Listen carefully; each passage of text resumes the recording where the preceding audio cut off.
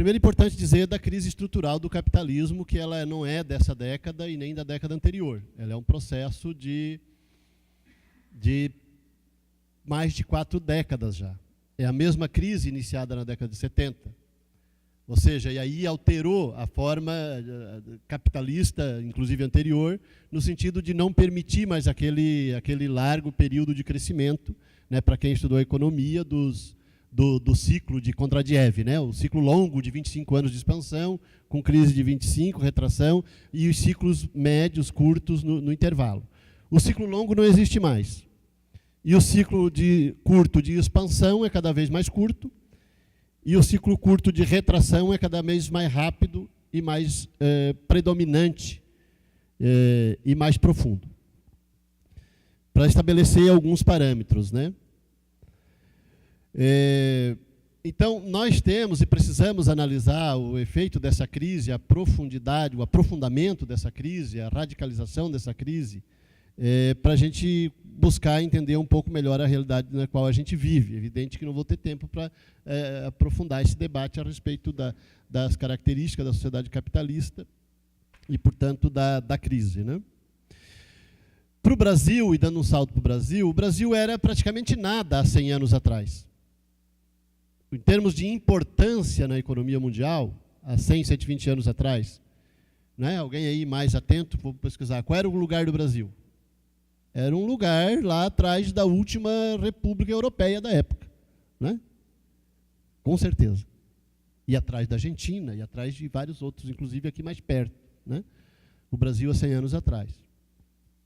O Brasil teve, né, durante esses últimos 80 anos, entre a afirmação de um projeto nacional e golpes pró-imperialistas, e nós oscilamos nisso há 80 anos, entre a afirmação de um projeto de desenvolvimento nacional e golpes pró-imperialistas, feito, evidentemente, com apoio do imperialismo, e nos últimos 80 anos do imperialismo dos Estados Unidos da América, com uma classe dominante interna aliada a ele. Né? Então, nesses 80 anos é isso. A tentativa de afirmação de um projeto de desenvolvimento nacional, retraída a cada vez em quando, a cada menos de 30 anos, retraída por um novo golpe do imperialismo e dos seus aliados na classe econômica brasileira, na classe dominante interna do Brasil, economicamente dominante. Mas mesmo apesar disso, o Brasil se tornou a 8ª, a 6ª e estava indo para a 5ª maior economia do mundo alguns tempos atrás, alguns anos atrás. E isso dá de medir com a régua, não precisa a gente nem fazer muita elucubração. Tem coisa que dá de medir com a régua, essa é uma que dá de medir com a régua.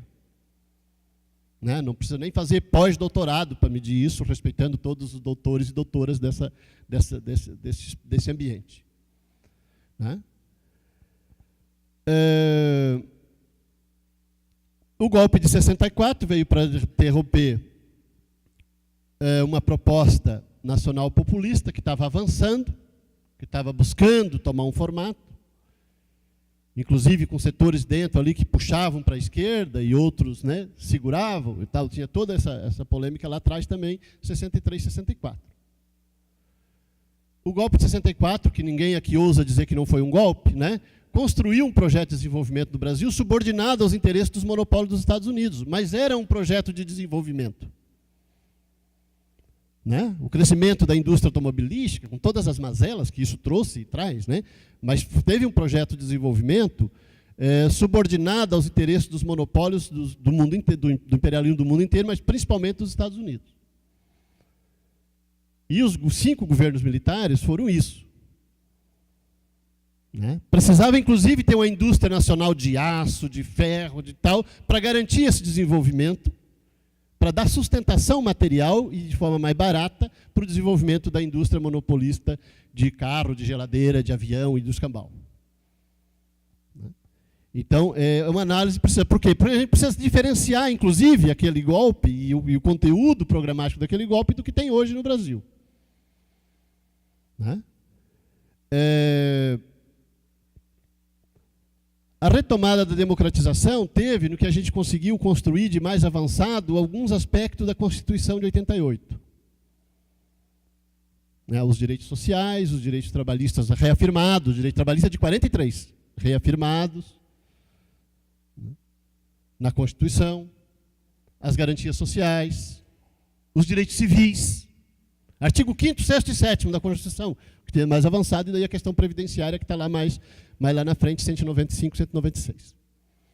Então, o que a gente tinha de mais avançado nesse movimento de reorganização das forças populares, que fez a ditadura de 64 recuar.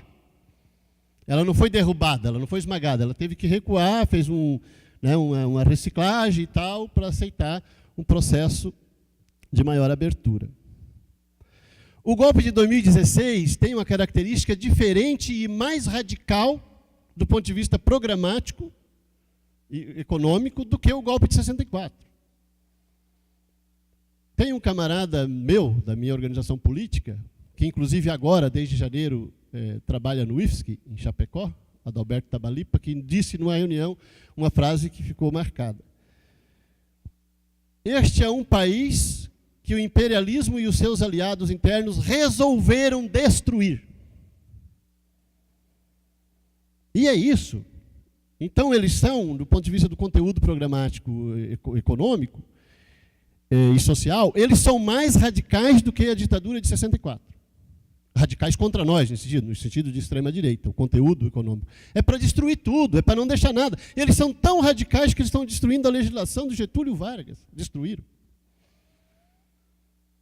Radicais de direita. Esse é o conteúdo. Porque essa é uma necessidade do capitalismo monopolista, parênteses, imperialista, em crise.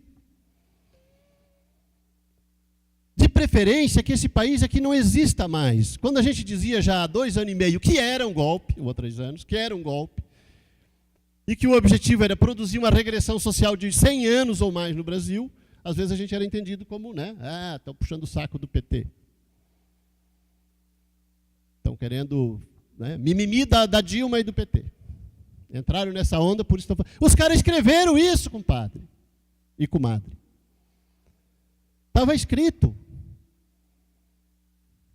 Nós não conseguimos foi pegar aquilo e transformar num conhecimento geral da classe trabalhadora, mas estava escrito que fariam o que fizeram, estava escrito que fariam o que querem fazer, estava escrito o que querem fazer daqui para frente. Não viu quem não quis. Aliás, é preciso também uma parcela de crítica para quem fez um esforço para esconder, que era isso que estava no fundo.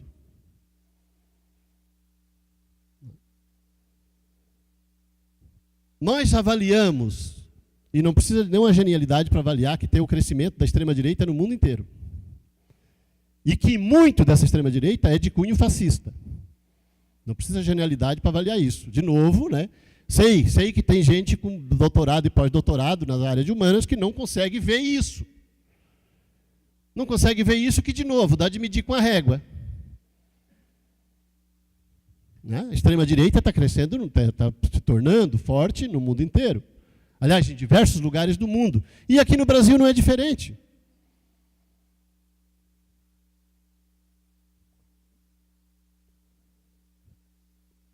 E eles estão aí, inclusive, do ponto de vista concreto, fazendo as suas ações e propondo o que querem fazer. Talvez eu estivesse num lugar que eu pudesse ver, mas eu estou dizendo há mais de 3 anos, inclusive nas reuniões da Intersindical, Central da Classe Trabalhadora, em todas as reuniões da minha organização, etc. O Bolsonaro é candidato com possibilidade de ganhar a eleição. Estou dizendo há 3 anos. Por quê? Porque, como praça que sou, eu estou desde 2014, ou antes ainda, de 2013, brigando com a extrema-direita dentro da minha associação, da minha entidade, da qual eu saí para poder ter o direito de opinião. Saí da diretoria. Daí, se isso não é fascismo, esse nível de intolerância que está nas ruas e está nas organizações populares, inclusive na entidade da qual fazia parte, que a gente construiu para combater a opressão, nós construímos uma entidade, a prática, para combater a opressão, aqui há 17 anos atrás.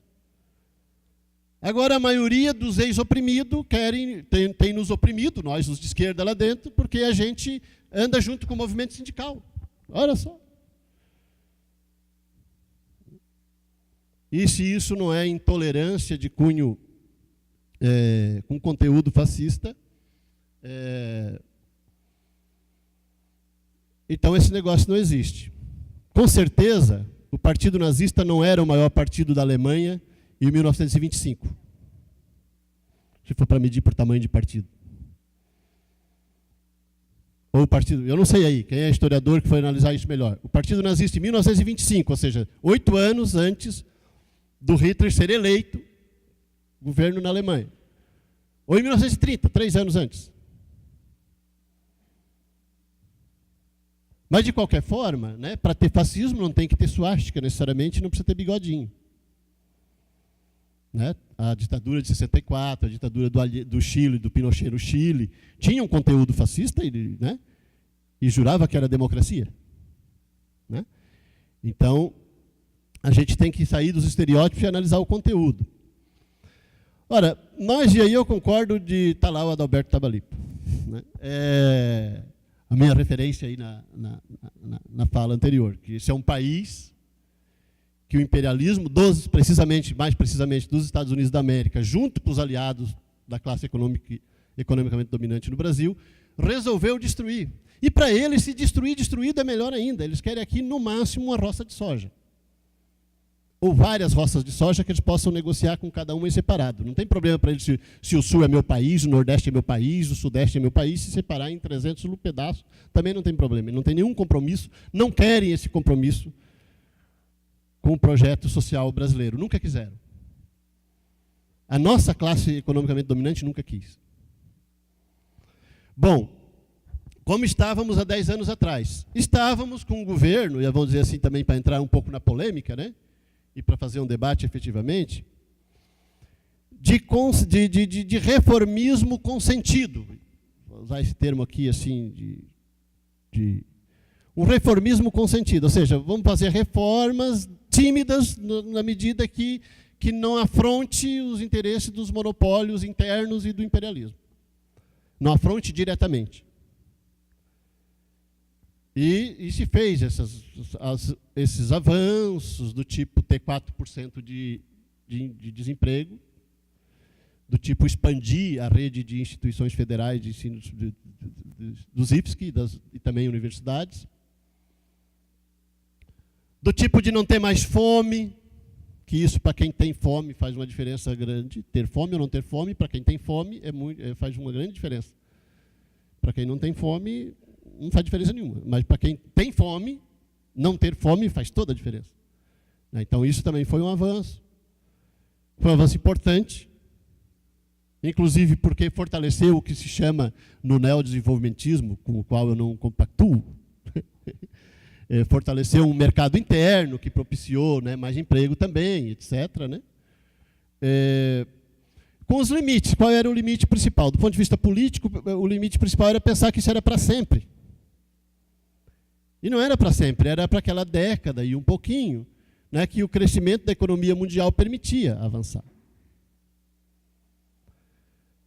Nós tínhamos também, ao mesmo tempo, o Brasil negociando em pé de igualdade nos BRICS, com a China, com a Índia, com a África do Sul.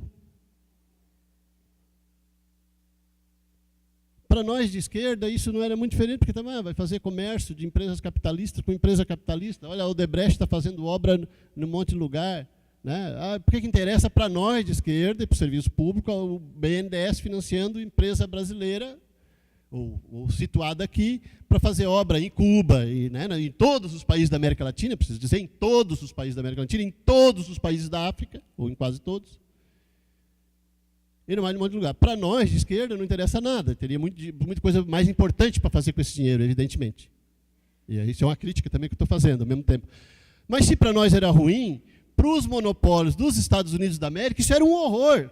Ou seja, que era o Brasil se expandindo, na lógica capitalista, evidente, né, para cima de um mercado que era deles. Isso foi uma contradição. O BRICS era uma contradição violenta contra os interesses dos monopólios dos Estados Unidos da América.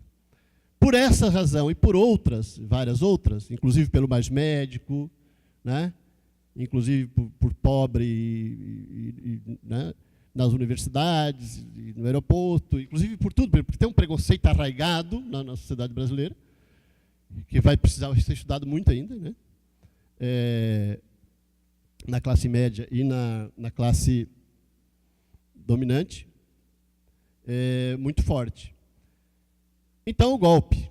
E o golpe não é para voltar ao que era o governo do PSDB ou o governo do Sarney. Não, o golpe é para voltar para 1900, para 1889, quiçá 2 anos antes.